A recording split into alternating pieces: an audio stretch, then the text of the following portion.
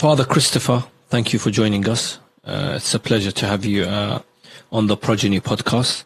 Considering you are a priest, what made you get into studying and lecturing about Islam? It started really with Fatima, Lady Fatima, because I was researching Hussein, and of course you have to then read about his mother. Yeah. And I was quite shocked that there's so much devotion to Fatima and so little written about her. She was a real person and played a fundamental role in the very start of the preaching of the Prophet. And therefore you can't just, have holy books about her. You need to discover who she was. So I decided to do my doctoral thesis on her. And I produced what I hope still and think still was the first real biography of Lady Fatima. I mean, in a Western language, but based on the Arabic sources. And your second book is on? So the second book is really, in a sense, a bit of a joke, in that there was a group of us in Rome, professors. All of us have doctorates in Arabic Islamic studies. So we were sitting around a table at lunch, basically complaining that the Muslim scholars are not writing about the women of Karbala, for example, substantial work. And we each decided that we would take a female figure and produce a proper biography. So, of course, I took Zainab. I said, I know her mother. I'm going to now do her. None of the others were serious. So none of the others actually did anything. The book is called Half of My Heart because there was a lament that Zainab sung, I think, on the day of Karbala myself. Some of the historians put it later, but I think it was on that very day when she saw the body of her brother and his companions unburied.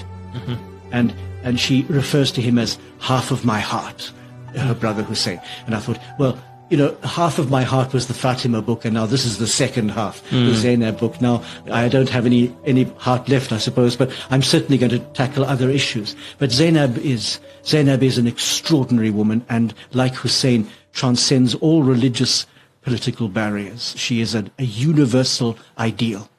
She intervenes a number of times, I think 3, on the battlefield.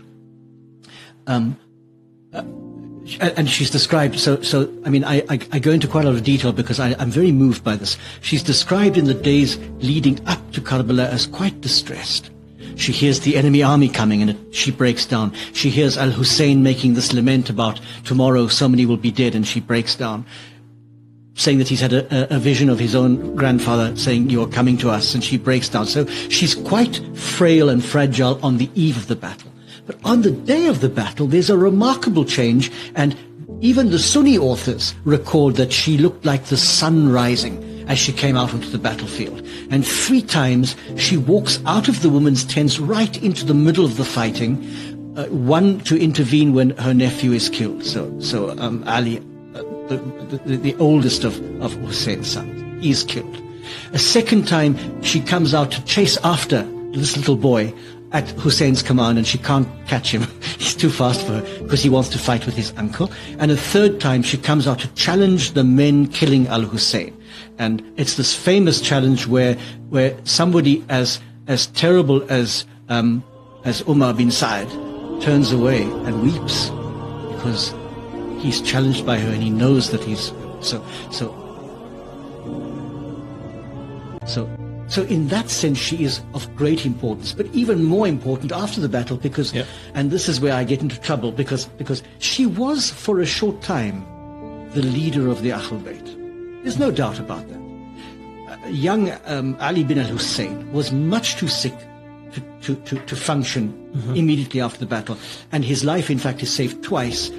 She saves his life later on in the court of when they're before Ziyad, but that's later on.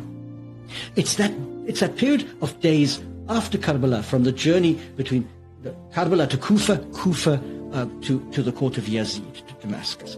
That period, however long it was, and it's difficult to know how long it was, when they were being interrogated and ill-treated, she was the pole around which everything revolved. Absolutely. And there's a particular moment where her nephew, Ali bin al-Hussein, says to her, "Be quiet now, let me speak." And that for me is the moment when he takes his place as imam. He's imam, but when he actually takes his place and takes over leadership of this group. But until then, it is Lady Zainab. And I always defend this by saying, she's not a woman with masculine virtues. Bravery is not a masculine virtue, it's a human virtue. So we don't want to say she was as good as a man. That's a terrible thing for me. She was an extraordinarily powerful woman who betrayed all the great virtues, by betrayed I mean showed forth all the great virtues that are equally right in women as in men. Bravery, courage, the ability to speak with great articulation against injustice. And in a sense, she functioned as the leader of the House of Islam. Now, I mean, of the Ahl Bayt. So I then said to some scholars, could she be said in a sense to have shared in the imamah? So I got into a bit of trouble there. Yeah.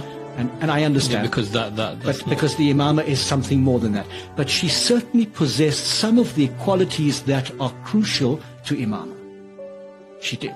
Without being imamah, without having the legal power and the jurisprudential power of the imam. She had some of the qualities that are necessary for the imam to function. Of that I'm sure.